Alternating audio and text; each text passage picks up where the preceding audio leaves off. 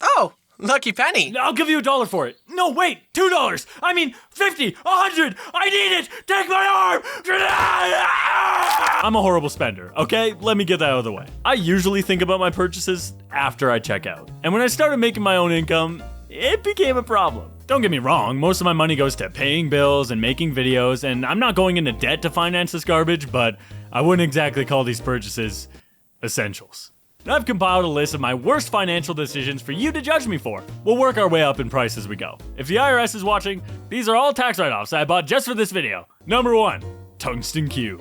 I saw William Osmond's video basically messing around with a cube of tungsten and knew immediately that I had to have one. My feeble orangutan mind just couldn't fathom that a cube this small could weigh that much. Now, this isn't just an ordinary simpleton's cube. You see, tungsten is one of the world's densest metals, even heavier than gold, which makes a tiny 4-inch cube of it weigh 42 pounds. However, this size cube costs $3,300, and come on, I got better stuff to spend 3,300 clams on.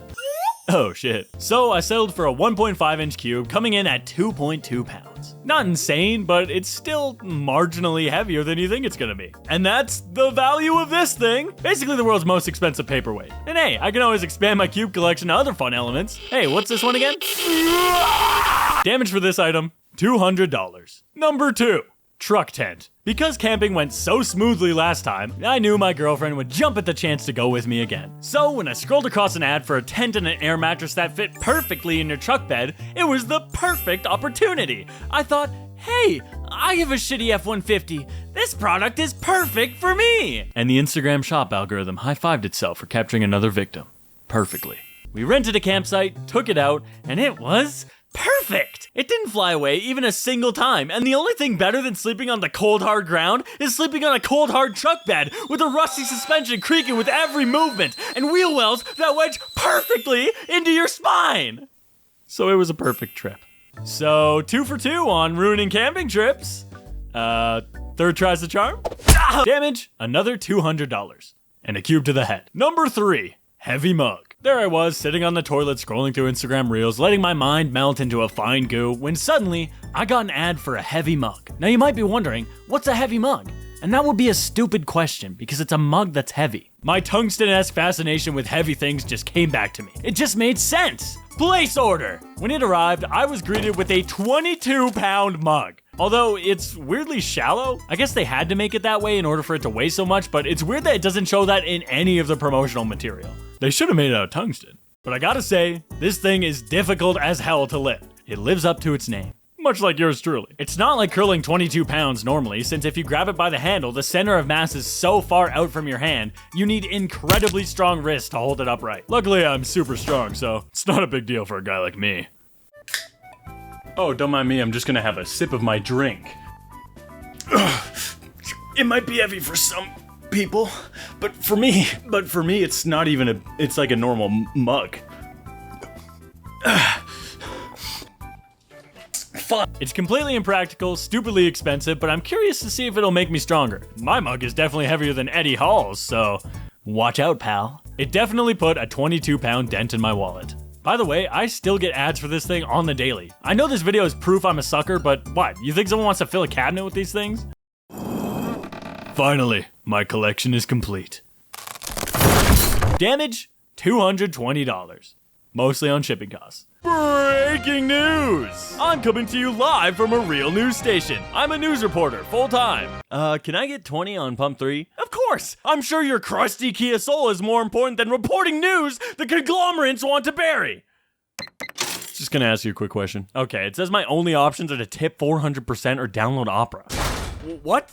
Dude, let me out. Today's video is brought to you by Opera. Opera's like any other internet browser, except it doesn't suck. You can use the integrated music player to control your tunes and place it wherever's most convenient. It even automatically pauses when you start playing a video, so you don't gotta fiddle around like a monkey. And if you want, just take the video you're watching and yank it wherever, like monitoring a live gas station camera while you're doing your connections. Hey, put it back.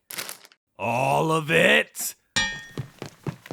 That's not from here. Drag and drop your tabs easily into up to 4 split screens. I personally used it to compare computer part specs and prices while I was building my first PC. Browsing 100 useless items on Amazon and forget which one you were looking at? Tab Traces has your back. Easily spot your recently visited tabs with a subtle underline so you don't have to go on a witch hunt.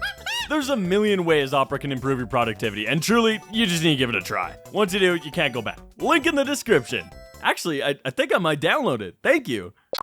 What the hell, man? I was agreeing with you. I'm sorry, the car was unforgivable. It had to go, man. And back to the video. Number 4, CSGO Knife. I'm not much of a gamer these days, but when I get bored, I boot up CSGO and play minigames. Make no mistake, I absolutely blow at this game. But for some ungodly reason, I really wanted a knife. Now, CSGO doesn't work like most games where you could just buy what you want from the store. No. What they want you to do, naturally, is steal your parents' credit cards, spend it all on loot boxes for the scarcest chance you'll actually get what you want, and begin a gambling addiction before you're old enough to drive. But I despise loot boxes and have terrible luck, so I chose to buy one from someone else. So let's play a game I like to call The Price is Correct. What would you pay for this cosmetic knife that offers no in-game advantage?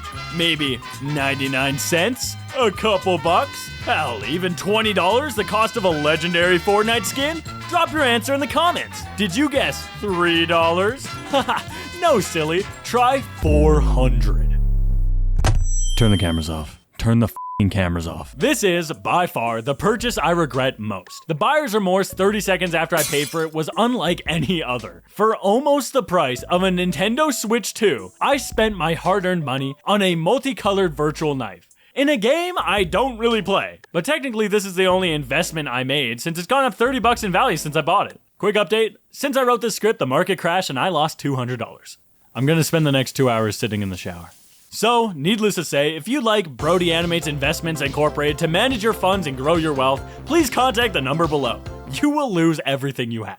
Number 5, my PS5. I don't think game consoles are a bad investment, entertainment is value enough. But for the first few years after this console came out, it was impossible to find, especially in the small Canadian town I lived in. So I bit the bullet and decided to buy an overpriced one from a scalper. If you're a scalper watching this video, you suck and I hate you. See you for the PS6 probably. I found one on Facebook Marketplace and showed up to the guy's house at the agreed upon time. When I got there, I knocked on the door, no answer. I knocked again, no answer. Then just when I started to walk away, a lady opened the door and said, "Who the hell are you?"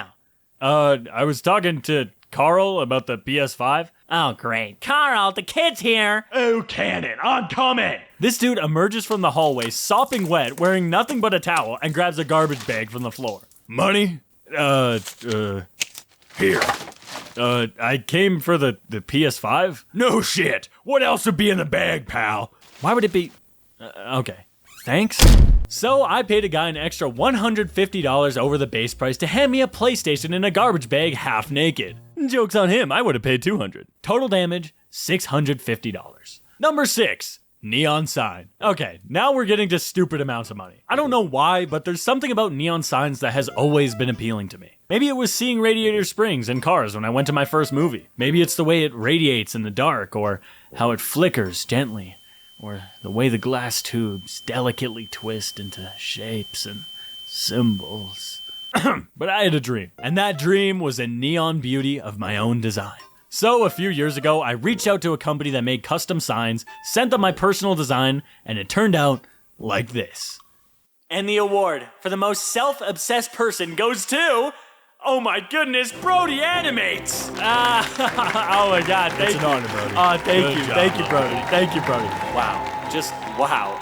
Honestly, I'd like to say I never thought I'd get here, but I did. Yeah, I was obnoxious enough to make a neon sign of my own stupid name and face in the crummy art style I had back then. The handwriting here is absolutely abysmal. Like, this was definitely my first attempt. Although, if you've asked me to sign anything at VidCon, you probably know it can be worse than this. I wasn't even promoting a business or anything. I just hung it in my room. And it broke after only 2 years, which makes the cost of this stupid thing horrendously unjustifiable. Brace yourself.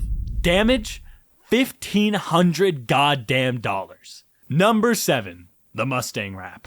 And here we are, my most expensive waste of money yet. I already made a short about this that you can go watch, so I'm not animating it all over again, but TLDR, my car is the best car ever, and I decided to put a Dynaco Lightning McQueen wrap on it because I'm deranged. But I will tell you a little more about how this happens. When I had the idea, I contacted multiple wrap shops and none of them replied to me. They probably thought I was with them. Except for one shop. When I brought it over, they were pumped to work on something so ridiculous. I worked with their designer to get every detail the way I wanted and screen accurate, okay? This is not the King, who is number 43. This is McQueen, number 95, from when he's daydreaming about getting sponsored by Dynaco. I added a couple more things than just a wrap too. There was some paint repair, because my car is older than most of you and you can't effectively put a wrap on peeled paint. I got black wheels to replace the stock ones and a spoiler to make it look more like a race car. I also decided to tint the windows, and I'm so glad I did, for 2 reasons. Number 1, it makes it look like a Hot Wheel, which I love, and 2, it kinda ruins the look of the car in traffic when you see Lightning McQueen but realize there's a man scarfing down a junior chicken through the window.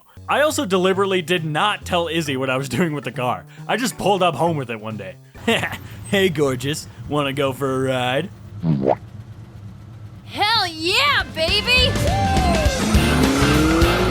I love the way it turned out. I can't wait to add more performance mods so I can match McQueen's speed too. You know, maybe these things I bought don't make sense to everybody and there are smarter ways for me to spend my savings, but if they bring me joy, are they really a waste?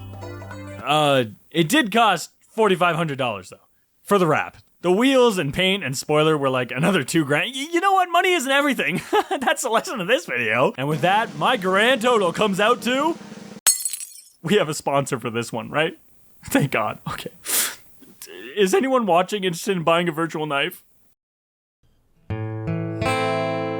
I spent all of my dough on a knife in CSGO.